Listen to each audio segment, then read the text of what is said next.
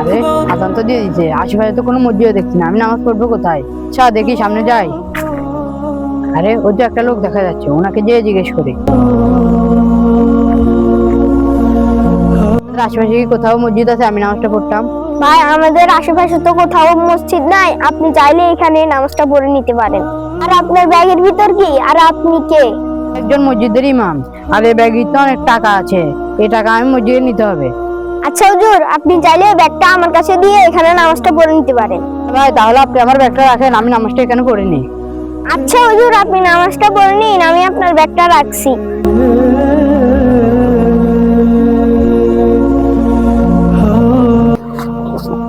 হুজুর, টাকাগুলো সব নিয়ে আসি, দেখি কত টাকা আছে।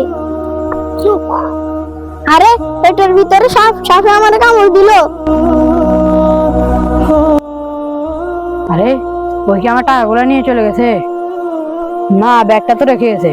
ওর মনে হয় কাজ আছে, ওই ওর কাজে চলে গেছে। তো গাইজ, আমাদের ভিডিওটা দেখে কি শিখলেন অবশ্যই কমেন্ট বক্সে বলে যাবেন। আর আমাদের ভিডিওটা ভালো লাগলে অবশ্যই চ্যানেলটা সাবস্ক্রাইব করে দিবেন।